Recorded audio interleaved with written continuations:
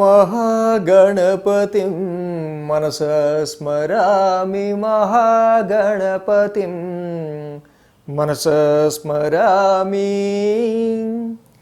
TR creations family అందరికీ నా హృదయపూర్వక ధన్యవాదాలు. సో ఈ 5 సంవత్సరాల టిఆర్ క్రియేషన్స్ ప్రయాణంలో మన ఫ్యామిలీకి మరొక ముందడుగు మనం వేయబోతున్నాం అని చెప్పుకుంటూ, సో ప్రతి వారం కూడా ఒక స్పెషల్ వీడియో, ఒక స్పెషల్ టాపిక్ గురించి మనం చక్కగా తెలుసుకొని మన ధర్మానికి సంబంధించి, మన సంప్రదాయం, మన కట్టుబాట్లు, సో ఇవన్నీ కూడా నేటి యూత్కి, యువతరానికి చాలా ముఖ్యం. ఏదైతే ఇప్పుడు అంతా వెస్ట్రన్ ధోరణిలో వెళ్ళిపోతున్నారో తప్పకుండా ఎటైనా వెళ్ళొచ్చు, కానీ కాలక్రమేణా మారుతున్న పరిస్థితులను బట్టి, ఉద్యోగ పరిస్థితులను బట్టి, లేకపోతే ఇతరితర కాల గతిని బట్టి, బట్ మన సంప్రదాయాన్ని, మన ధర్మాన్ని మనం మర్చిపోకూడదు అనేది గుర్తు చేస్తూ, సో అందరం కూడా ఫస్ట్ చక్కగా మనం బొట్టు అనేది పెట్టుకుంటూ ఇక టాపిక్లోకి వెళ్తే, దిస్ వీక్ స్పెషల్ టాపిక్ విషయానికి వస్తే కనుక, నవగ్రహ ప్రదక్షిణ తర్వాత కాళ్ళు కడుక్కోవాలా వద్దా?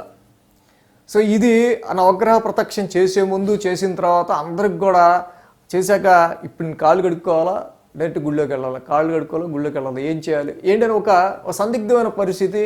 దీని మీద చాలా వరకు చాలామందికి సరైన క్లారిటీ అనేది ఉంటే పర్వాలా, సో లేకపోయిన విషయం అయితే దాని గురించి డిస్కస్ చేసుకుందాం. సో ఆదిత్యాయ సోమాయ మంగళాయ బుధాయ చ గురు శుక్ర శనిభ్యశ్చ రాహవే కేతువే నమః అనుకుంటూ మనం నవగ్రహ ప్రదక్షిణ చేస్తాం. ఆదిత్యాయ సోమాయ అంటే ఎవరు? ఆదిత్యుడు అంటే సూర్యుడే, ప్రత్యక్ష భగవానుడు. సూర్యుడు ప్రత్యక్ష భగవానుడు. తూర్పు వైపు తిరిగి మనం ఆయనకి సూర్య నమస్కారాలు, సంధ్యావందనం అన్నీ చేసుకుంటాం. చంద్రుడు కూడా ప్రత్యక్ష భగవానుడే. మరి సూర్యచంద్రుడు లేకపోతే మనము లేము. అసలు అలాంటి ప్రత్యక్ష భగవానులనే మనం తీసుకొచ్చి నవగ్రహాల రూపంలో పూజించుకుంటూ ఉన్నాం. వాళ్ళు దేవతా స్వరూపులే. ఇప్పుడు శుక్రుడికి లక్ష్మీదేవి అధిదేవత, రాహుకి దుర్గమ్మ వారు అధిదేవత, అలాగే సూర్యచంద్రులకి శివుడు, మహాశివుడు, పరమేశ్వరుడు అధిదేవత, బుధుడికి విష్ణువు అధిదేవత. ఇలా ప్రతి గ్రహంలో కూడా ఒక అధిదేవత, ఒక దేవతా స్వరూపమే ఉంది.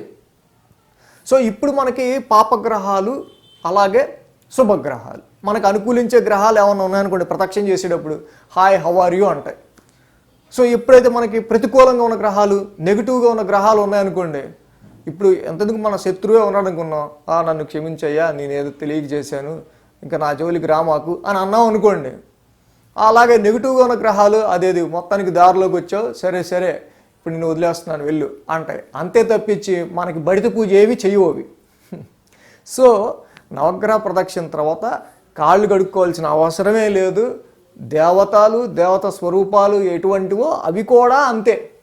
కాకపోతే ప్రస్తుతం మరి మన హిందూ దేవాలయాలన్నీ కూడా మనందరం పట్టించుకోవాల్సిన అవసరం ఉంది. ఎందుకంటే మనం వాళ్ళకి బ్రాహ్మణులకి రూపాయి వేస్తామో లేదో అనే తర్వాత ఆ గుడి మెయింటెనెన్స్లో ఆ దీనావస్థ, మరి అవన్నీ కొంచెం మనమే కొంచెం భక్తి ఎక్కువయ్యో, లీటర్లు నువ్వుల నూనె పోసినప్పుడు, సో ఎక్కువగా మనం ఏవైనా అక్కడ పూజలు చేసినప్పుడు అవి కొంచెం కింద వరకు అలా నువ్వుల నూనె కారడం, లేకపోతే కిందంతా నువ్వుల నూనె, లేకపోతే నల్ల నువ్వులు అలా ఉండటం. సో ఇలాంటి ప్రత్యేక పరిస్థితుల్లో మాత్రం, సో అక్కడ కొంచెం క్లీన్నెస్ అనేది మాత్రం మెయిన్.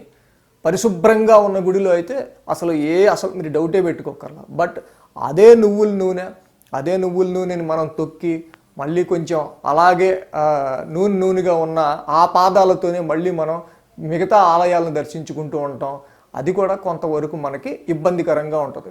అదేవిధంగా కింద ఏమన్నా శనగలో, నువ్వులో, లేకపోతే ఇంకోటి ఏదన్నానో, మిగతా వాళ్ళు ఏదన్నా గ్రహాలకు పూజ చేసుకున్నప్పుడు, సో అలాంటివి ఏవైనా మన పాదాల కంటి మనం కాళ్ళు కడుక్కోకుండా ఇంటికి వస్తే మాత్రం అది కొంతవరకు మనకి ఇబ్బందే. ఎందుకంటే ఆల్రెడీ వేరే వాళ్ళు చేసుకున్నవి కాబట్టి అభిషేకం అనేది ఆ నువ్వుల గింజలో, లేకపోతే ఇంకా ఏమైనా ఇతరత్ర వేరే గ్రహాలకి పూజ చేసినప్పుడు అవి అక్కడ కొంచెం ఆ నూనెతో పాటుగా అంటుకొని మనం కాళ్ళు కడుక్కోకుండా మళ్ళీ ఇంటికి తీసుకొచ్చుకుంటే అలాంటి పరిస్థితుల్లో కొంచెం మనకి అబ్జెక్షనబుల్. సో కాబట్టి క్లీన్గా నీట్గా ఉన్న గుడుల్లో అసలు మీరు ఆలోచించాల్సిన అవసరమే లేదు. బట్ ఇప్పుడున్న ప్రస్తుత పరిస్థితుల్లో ఏంటంటే అక్కడ క్లీన్ చేసే వాళ్ళు కూడా కొంచెం చెప్పకపోవటం కావచ్చు, చెప్పినా వినకపోవటం కావచ్చు, అనేక పరిస్థితులు. సో చాలా నేను వెళ్ళిన గుడుల్లో చూస్తూ ఉంటాను. అలాగే నువ్వుల నూనె లేకపోతే ఇంకోటి ఏదో అభిషేకం చేసినవి కింద కూడా అలాగ అవి పారుతూ ఉంటాయి, పైనుంచి కింద దాకా మనం ప్రదక్షిణం చేసే చోటు కూడా ఉంటూ ఉంటాయి. సో అలాంటప్పుడు మాత్రం అక్కడ అది తొక్కి మళ్ళీ దేవాలయాన్ని మనం అంతా కూడా అపరిశుభ్రంగా మళ్ళీ అవి ఉండకుండా చూసుకోవటం కోసం అలా ఉన్న పరిస్థితుల్లో మాత్రం కాళ్ళు కడుక్కుని వెళ్ళటమే మంచిది. సో ఈ విధంగా నవగ్రహ ప్రదక్షిణ తర్వాత కాళ్ళు కడుక్కోవాల్సిన అవసరం ఏమీ లేదు, కానీ ఇలాంటి ప్రత్యేక పరిస్థితుల్లో మాత్రం ఇక తప్పదు. సో ఇలాంటి స్పెషల్ టాపిక్స్ ఇంకా మీ దగ్గర ఉంటే మనం ఇంకా ఏదైనా డిస్కస్ చేసుకుంటే బాగుంటుంది అనిపిస్తే మీరు కూడా చక్కగా కామెంట్లో పెట్టండి. ఇక నుంచి మన టీఆర్ క్రియేషన్స్ ఫ్యామిలీ అందరి తరపున ఇలాంటివి మంచి మంచి ఉపయోగపడేవి ఉపయుక్తమైన ప్రశ్నలు అందరికి కూడా ఇది అవును తెలుసుకోవాలి అనిపించేది దాని మీద నేను కూడా రీసెర్చ్ చేసి కావాల్సి వస్తే వీడియోగా పెడతాను. అది ఎవరు కోరారు అనేది కూడా నేను మెన్షన్ చేస్తాను అవసరమైతే వీడియోలో.